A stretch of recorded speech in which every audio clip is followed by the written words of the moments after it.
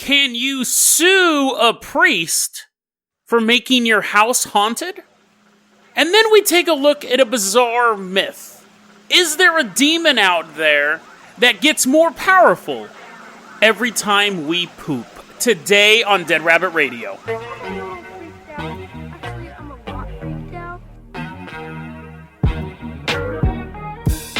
Hey everyone, welcome back to another episode of Dead Rabbit Radio. I'm your host, Jason Carpenter. I'm having a great day.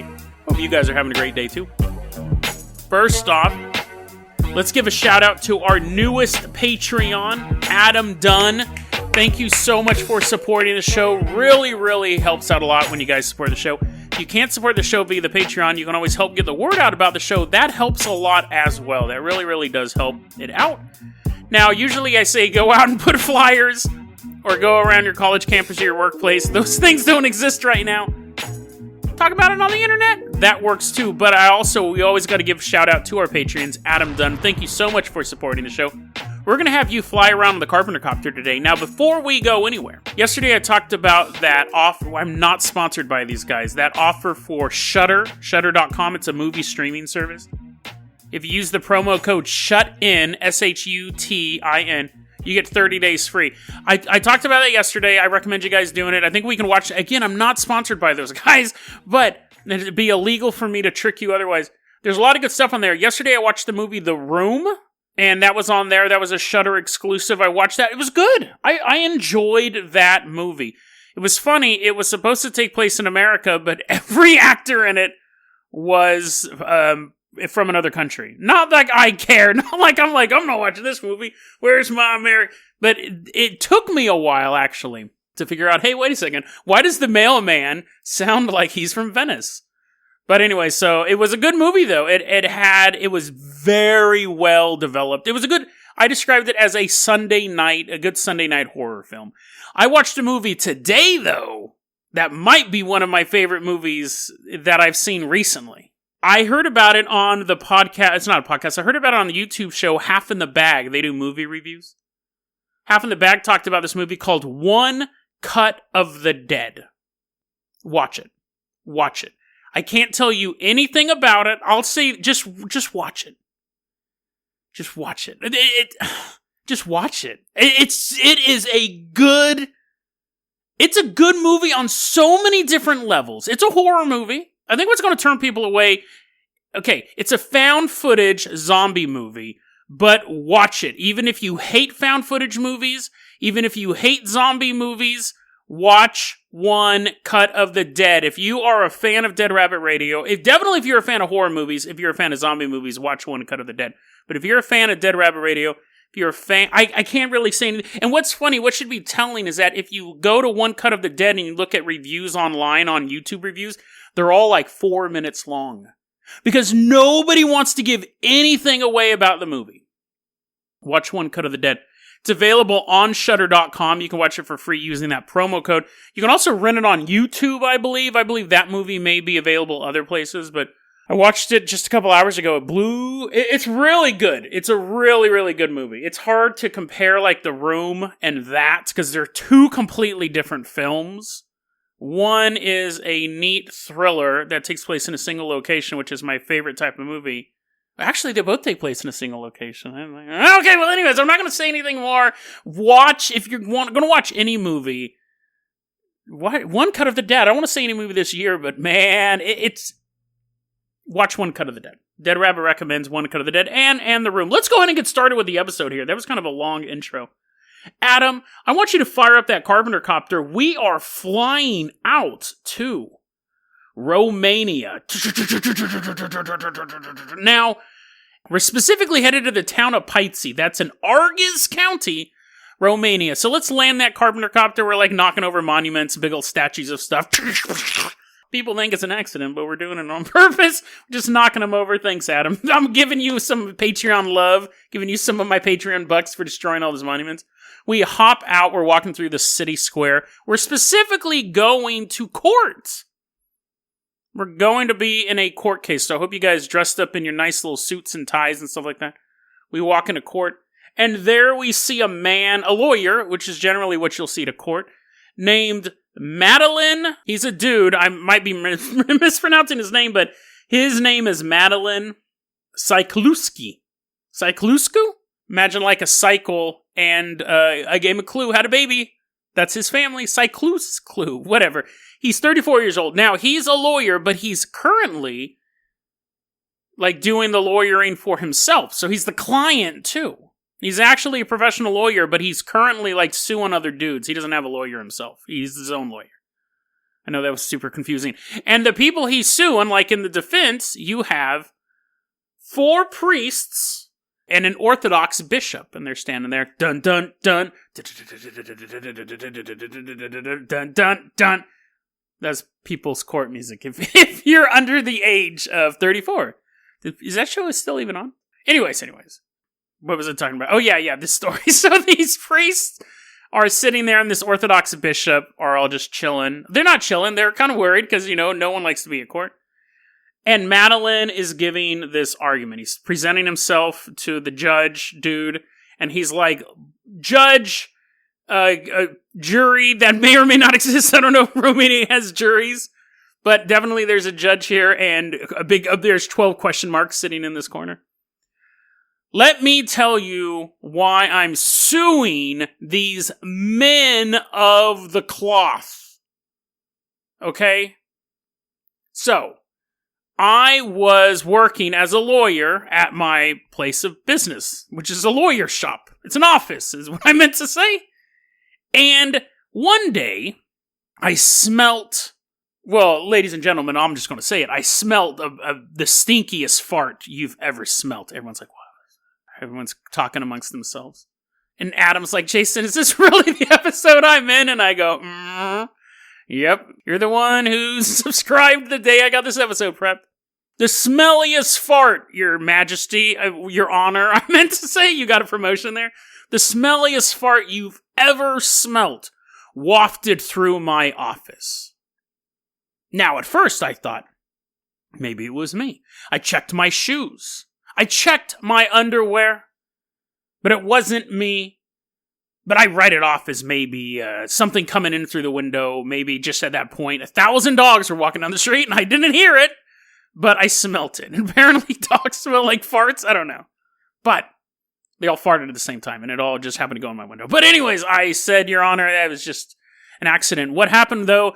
The next day I go back to work, sitting there doing lawyer stuff, filling out paperwork, and practicing my speeches in front of a mirror, and wouldn't you know it, the smelliest fart smell wafted through my office. At this point, the judge goes, okay, so let's cut to the chase. You got, your place stinks, but you had all your gas lines checked out, you had all this stuff checked out.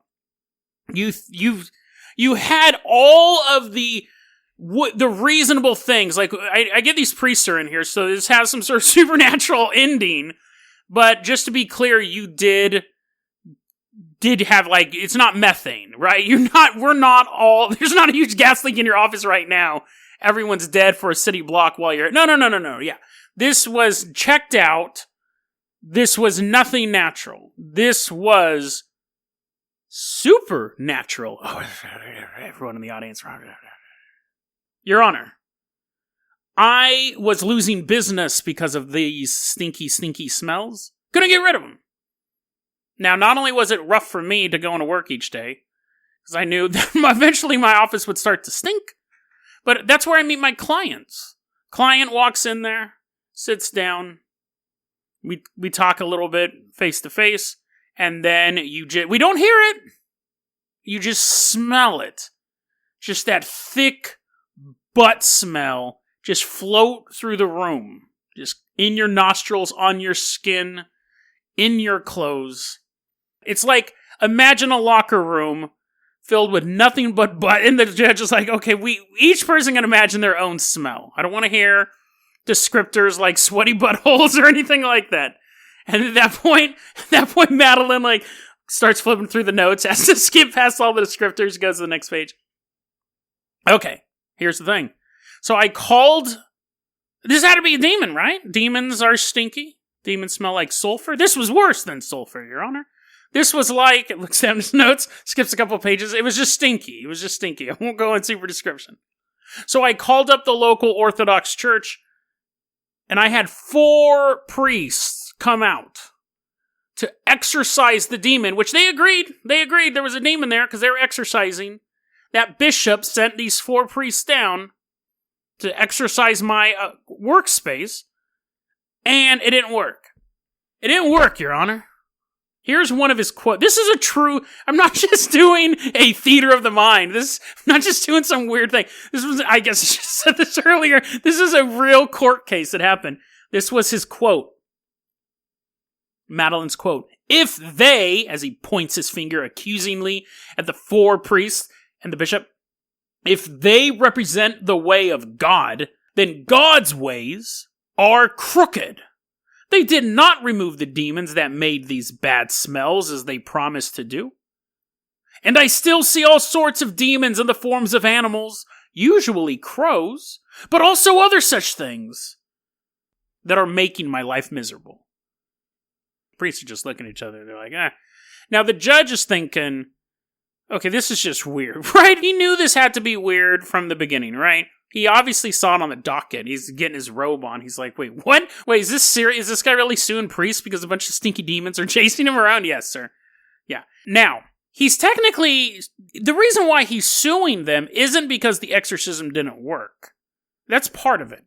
He's suing them because he says that the priests actually made things worse. Made things worse. Here's what happened. The priests go to the office. They try to get rid of the smell. The smell doesn't go away. And I guess I should say, too, he's used every type of cleaning, glade, little hanging pine tree thing, all of that stuff. Nothing's working. Not even the priest, not even the power of God. But that, again, that just would suck. What happened now is that whatever was making this stink follows him home. Here's another quote that he gives during court. When I am at home, they switch the TV on and off all the time. They make foul smells that give me headaches, and basically roam unhindered around my house and my business. So there's not... It would be one thing, like, if you could time it. Like, if you're like, oh, good, they're at my house now. It's like 3 a.m, I'll just go to work. But they're at both places, right? He's at home now. The priests have actually made him mad. The fart demon's floating around. Or fart demons, we don't know. He's messing with his electronics. His mom, I think, lives with him, because he states halfway through the trial that his mom, whenever she tries to blow her hair with a hairdryer, a demon pops out of it. A giant black shadow comes out, to the point that he goes, every time you turn it on, a demon comes out. Now, that would be something I would bring to court. Right? There's a thing, he's a lawyer, come on, dude. There's a thing called evidence. This is a type of trial, like, in Sacramento, when they were trying the Unabomber, they brought his entire cabin into... I don't think they brought it into the courthouse, because then they're like bringing it through, and people are bumping into them. They took it to like a warehouse, and the jury could go to look at the cabin. Just have the judge be like, why don't you come to my house? He's like, I don't want to go to your stinky house. He's like, okay, you don't have to come to my stinky house, but can I at least blow you with this air dryer? And the judge is like, is a demon going to pop out of it? And the guy would say yes. And then he would turn on, a demon would pop out, and there would be proof forever that the world of supernatural exists. The problem with him is that he wasn't able to prove any of this. Now, a lower court in Romania said, no dice. They threw the case out. So then he takes it to the Romanian High Court, and they go, this is stupid. No, and they throw it out. And at the time that this really made news, back in 2013, he was taking it to the European Court of Human Rights. He's like, I will not be smelly. I will be smelly no more. Well, technically I'll still be smelly, but the fact is that I want these priests to admit they got my house possessed, and I think I also want some money. I don't know what he was going for, actually. But the first 2 times, like the first time it got rejected at least, the court made him pay the priest legal costs. Which, I mean, it's not like the Catholic Church is really hurting for money anyways. But they said, not only is that a stupid suit, but you have to pay for that. The question is this. If you provided any sort of other service, right? Let's say I was a mechanic, and I went and I worked. Your car was stinky. Your car had a dead rodent in it, and I said, I can get that rodent out. I rip the rodent in half, because I can't get all of it, and I throw the other half in your house, and then I hide it.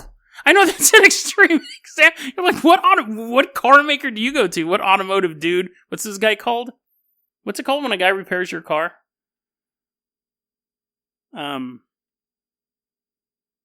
Mechanic. Yes, mechanic. Sorry, I'm going to edit out how long it actually took me to think of that. What type of mechanic do you go to, Jason? Well, I'm just saying let's say you go to no, you get the analogy. I don't have to keep listing off people bad at the professions. They would be liable, right? They would be liable. It's interesting that, this is a stupid case, but if he could, first off, I guess it's not stupid, but there's two things you have to prove. First off, you have to prove that the things exist. You have to prove that your house is haunted. And if you could prove that formerly your business was haunted, and because his mom was like, oh, no, this is all true. This is all true. Demons hopping out of the hairdryer. That wasn't happening before the priest showed up. Our house was totally fine until the priest showed up at the office. So you would first off, you'd have to prove ghosts exist or demons exist, which I think the Catholic Church would. I mean, what were they doing this whole time? Were they like, oh, no, this stuff is all made up, Your Honor. Like, this is a huge racket. No, this is. Obviously, they believe that demons exist. They believe ghosts exist. So, were they arguing? The whole thing's bizarre, but you figured the Catholic Church would be like, yes, his place was possessed, but we didn't make the other place. Like, what actually was their argument? At one point, I found in one of the articles I was looking at, it was saying, and I couldn't find an exact quote on this, but it said that the priests were saying that it was all in his head. Which isn't an argument that, as a religious person, you want to have used. With the Catholic priest getting up on stand and be like, no, he's just demons and ghosts. That's all made up. It's all in his head. I don't know if they actually said that. I don't know if that was, because there wasn't no exact quote. I don't know if that was the article kind of editorializing. It seemed like that was actually their legal statement that the guy was making it up. But then if that was the case, why did they go to the office in the first place? The whole story's super weird, and we don't know anything after 2013. I doubt it went to the European Court on Human Rights. Probably got dismissed from there as well. Is his house still haunted? Is he plagued by the smells? Has it gotten worse now? Wouldn't it be awful? You call on your priest to help you. They make things worse. You sue the priest, and then they're like, oh, if you thought that was bad. Now you not only have demons after you, but you got like archangels being like, quit messing with our religion. Lightning bolts everywhere. So, who knows what's happened to this guy? I haven't been able to find anything from him since. I'm not trying to sound ominous. I'm trying to sound like the Romanian church has buried him somewhere. It's just him, his mom, and a hairdryer to mark their graves. I don't think that happened. I think he just kind of faded into obscurity. But there's a lot of bizarre questions. Can you sue the church for not doing their job? If they're they don't really have one job, right? To save your soul. And you can't really sue them for that until after you die. But if their job is to protect you, and they make things worse, like I think you could sue any other profession, so why can't they sue the church for doing that? It's funny, when I started this off, I thought it was kind of a goofy story, and it still is. It's a pretty ridiculous story, but now that I think about it, there's a lot of legal ramifications. The lawsuit should have actually been able to go through. Or at least the trial be held and somebody found guilty or innocent. But anyways, I've spent a lot of time on that, a surprisingly amount of time, and I apologize for the length of these episodes lately. But I don't want to make this a two-parter. I want to move on to our next story. Because I actually found a butt demon. Now, that might sound a little salacious. He's not a demon of the butt, but more importantly, demon of feces. Poop, right? Now, not only is this a demon of poop, we're talking about one of the biggies. It's funny, as I was doing all this research, I thought, I haven't really covered a lot of demons. I talked about Baal Bereth way back in the day, making fun of that guy. But it's funny, because when you look at actual, like, the mythology surrounding demons, it's always so detailed and outlandish. I'm surprised I haven't done more episodes on it. Let's take a look at a guy named Belphegor. So, Carpenter cut. So, Adam, fire up that Carpenter copter. We're headed straight into hell. Highway to hell. Flying through, like, fiery tunnels and stuff like that. And then it's just like this desolate wasteland. There's like a huge castle in the background. Totally looks like a heavy metal album cover. we're flying over. This is kind of spooky. Let's come back to Earth. Okay, now we're flying over a beautiful plain of wheat in Kansas, and we're going to land the Carpenter Copter. And then I'm just going to tell you this, right? I don't want to do an episode in hell. That's terrifying. We're all going to get in our little house on the prairie dresses, and I'm wearing, like, you're all in dresses, I don't care. And I'm wearing, like, those clothes that Michael Landon wore. You know, like a shirt and pants. He wasn't, like, wearing a gilded armor or anything. I'm just wearing some normal Pioneer clothes. You guys are all in little dresses. And let's talk about Belphegor. Now, Belphegor is Hebrew for Lord of the Gap, or Lord of the Opening. Now, some people say that his name is that. This guy's actually mentioned in the Bible. Like, this is one of the biggies. And it's interesting because I think there's a lot of connections to him and the fart story we just talked about. But this guy here, he's one of the biggies. So if this was the one that was messing around with this dude in Romania, there's a reason why 4 priests couldn't exorcise him. He's one of the 7 princes of hell. He's one of the 7 deadly sins. He represents sloth. But let's get back to his name, Belphegor. Some people say Lord of the Gap, Lord of the Opening. Some people say it's that because you worshipped him in caves. So there was like a crack or a crevice you would throw your offerings into. That's where the demon was. Some people say it's because it represents the second most important opening on the human body, the butthole. The first being the mouth. Don't be a pervert. The butthole, right? So, he's generally... The thing with demonology, it's interesting because you have, like, you go back to, like, Old Arabic, Old Hebrew, Old Japan, Old China, stuff like that, where they have their demons. And then in, like, the 1500s, you started having these priests and these monks writing these Diabolica Infernums, these great compendiums, whatever, great books of collected knowledge on demons. A lot of times, when you look into them, it's that supposedly the author summoned a demon to get all this, because summoned the demon of snitching. It's like, yes, maybe if you give me a little bit of that virgin, it will jog my memory. You're throwing virgins to him. Yes, Belphegor, I remember him. They summon the demon of snitching, they get all this information. Belphegor, we have some information from the Old Testament. He was the god of the Moabites. The Israelites are hanging out with the Moabites, start banging the girls, and then Moses kills like 24,000 of them. Not himself. Like, he has some magical powers. One of them is not his arm's not getting tired as he's snapping 24,000 necks.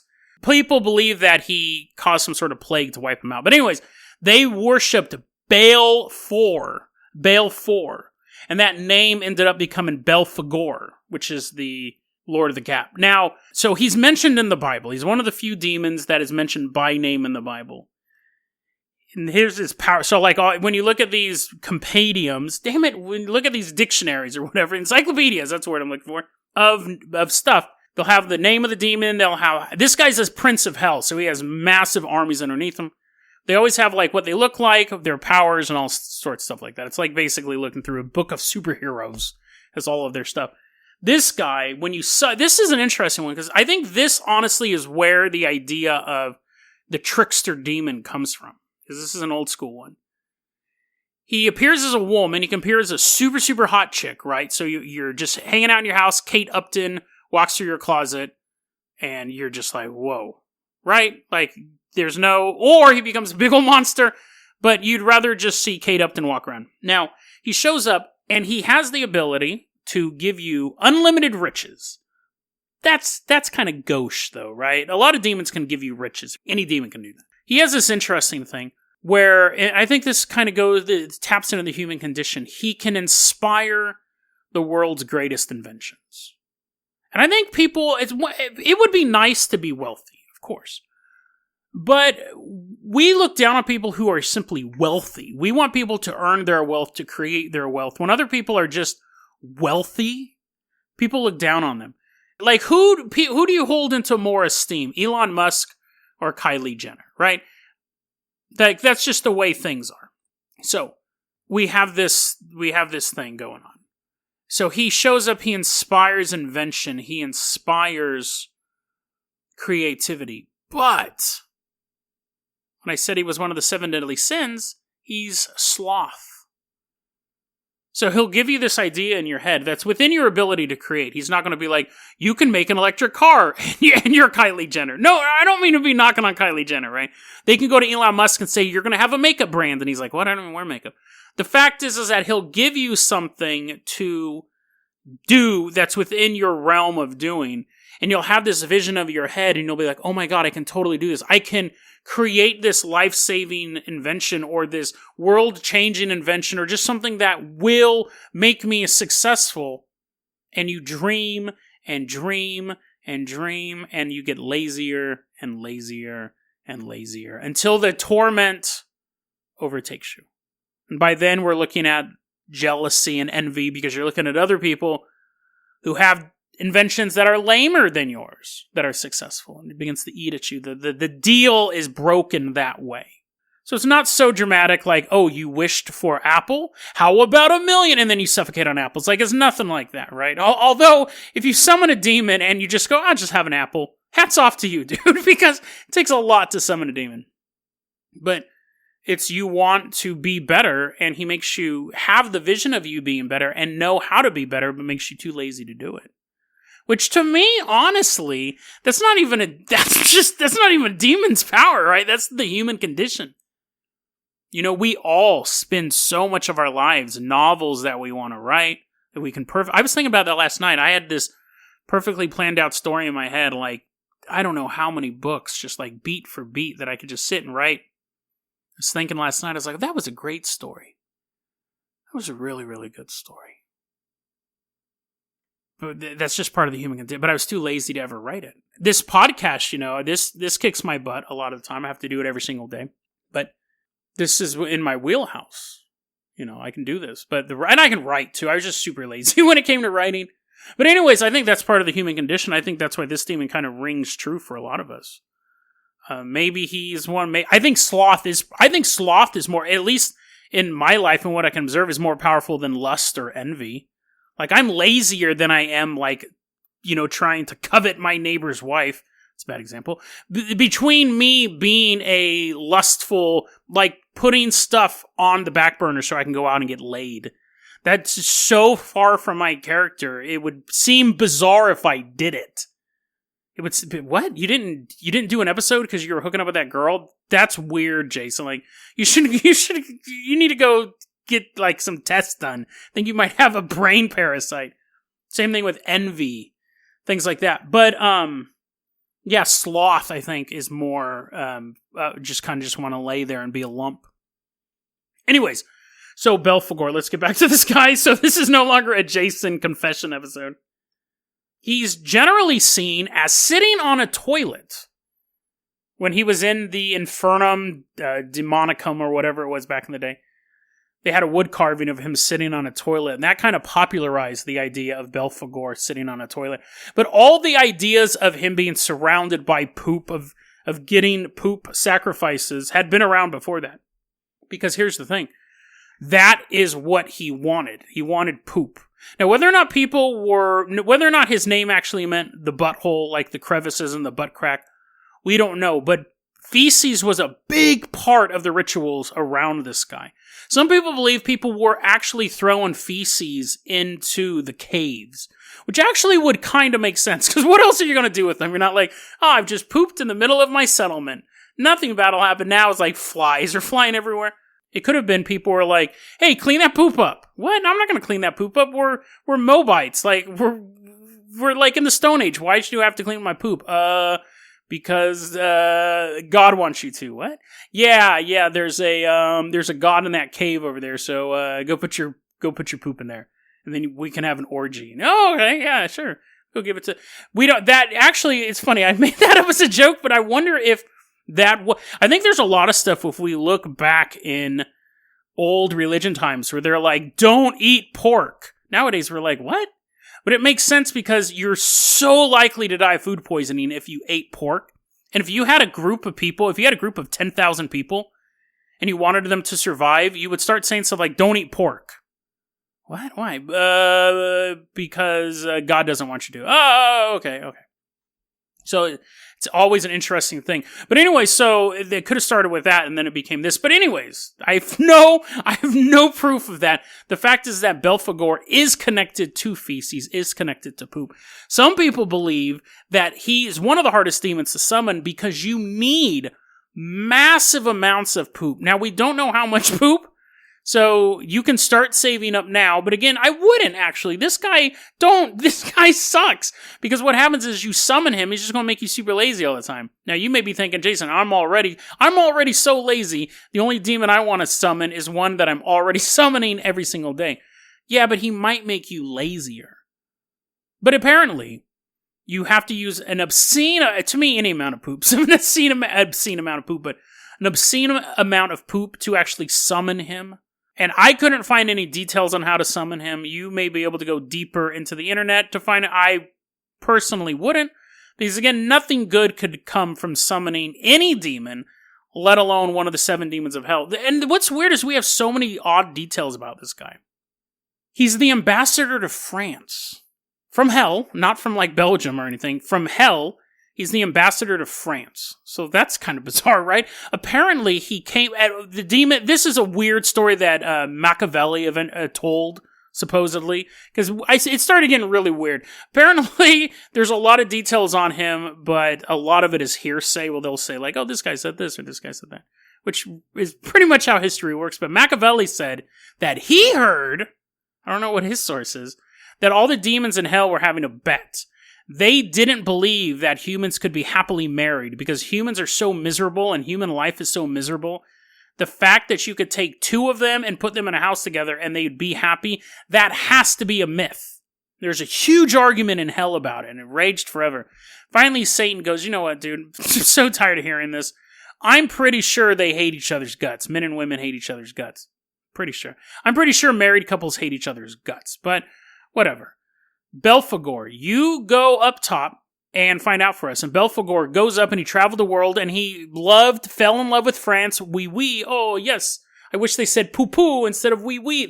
Sorry, guys. I'm taking my glasses off. That joke was so bad I don't deserve to see right now. Anyways, Belphegor says, oh, I love France. And I'm not going to repeat that terrible joke. But Satan's right. Married couples hate each other. It's just another horrible part of the human condition. And Belphegor went back down to hell and said 2 things. 1, you're right. Humans cannot cohabitate. They absolutely hate each other's guts. There's just being humans awful. 2, can I please be the ambassador to France? And at that point, Satan must have been like, we don't have ambassadors to any other country, but yeah, sure, bro. Like, that's kind of weird. And his archenemy, again, to show how high level this guy is, his archenemy is Saint Mary Magdalene. He's bringing out, like, the big names, like the named characters in the Bibles, no NPCs to fight Belphegor. So you go, Jason, you're just reading off facts. You're just reading off facts about some poop demon. Some demon that absorbs poop or eats poop. Well, yeah, I kind of am. I find this type of stuff fascinating, right? But Belphegor may actually be far more powerful than we could ever imagine. 1, if you think about it, when's the last time you slaughtered a goat? Right?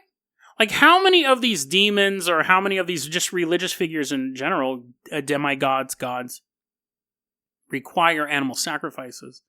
And you could say, well, Jason, we slaughter 100,000 cows a day. Well, yeah, but goats specifically, right? You know what I mean? Like, when's the last time you even heard of someone slaughtering a goat? When's the last time you saw someone burning a wicker man? When's the last time you saw someone doing any sort of these pagan rituals? When's the last time you pooped? You might be pooping right now, listening to this podcast. It would be a demon that is perpetually fueled. So we have that aspect. We have this aspect. He's the only demon with a prime number. Try wrapping your head around this one. This is weird. Now, I'm not saying that he invented this prime number. Someone named the prime number after him, but they could have called it Lucifer's prime number or Beelzebub's prime number. They called it Belphegor's prime number.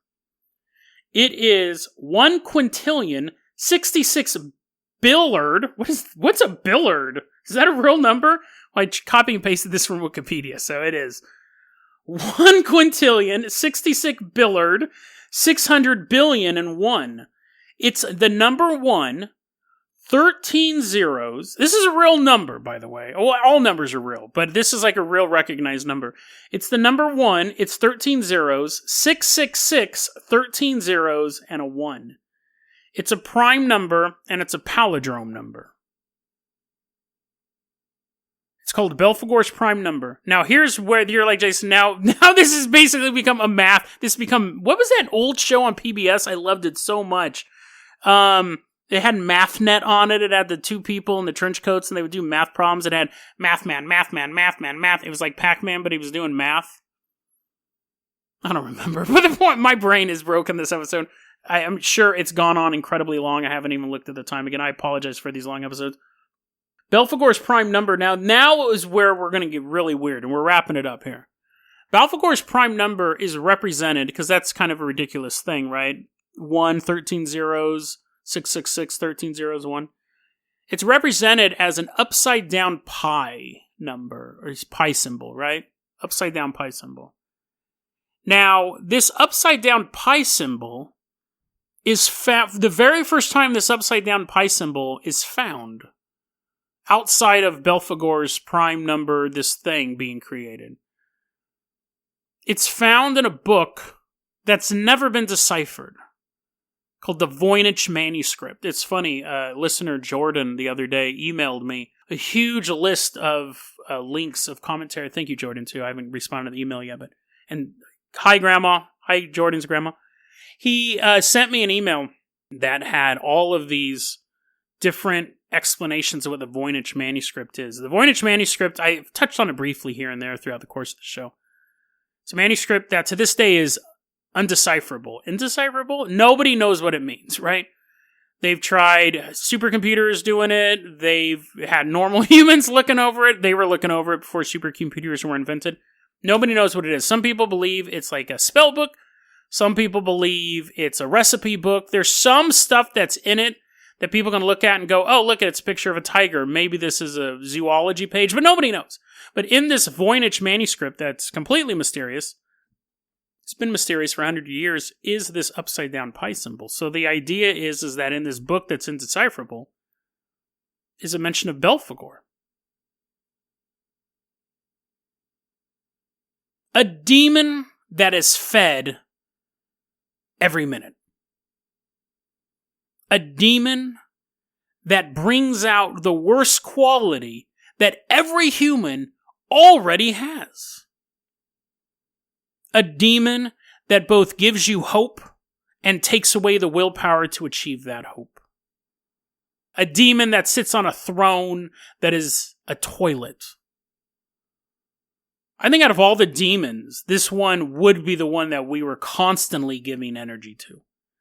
Every time you just spent the day laying about, dreaming of something to do, Belphegor laughs. Every time you have to poop, which is unfortunate because that's something we have to do, Belphegor feeds. Every dream unfulfilled, every horrible bowel movement, both of those things are something that everyone does all the time. And maybe sometimes it's not about feeding off humanity's misery and their feces dripping into his gullet every minute of every day. Maybe sometimes he gets hands-on. Maybe there was a lawyer in Romania who had great things planned for him, a destiny that would bring him above mankind. But he had to get distracted. He had to get diverted. And so Belphegor takes a personal interest in this lawyer. And not only ruins the man's business and ruins the man's sanity, but ruins the man's faith in God. Has him suing the church and saying God's works are crooked. Belphegor may be a demon that controls large swaths of the planet, but pray he never personally involves himself in your life. Because if you think you're already a little lazy now, or a little too regretful of the things you wish you had done, that's nothing if you find yourself in the grip of the demon of sloth. deadrabbitradio@gmail.com is going to be our email address. You can also hit us up at facebook.com/deadrabbitradio. Twitter is @deadrabbitradio. Dead Rabbit Radio is the daily paranormal conspiracy and true crime podcast. You don't have to listen to it every day, but I'm so glad you listened to it today. I love you guys. Stay safe, be kind, and I'll see you tomorrow.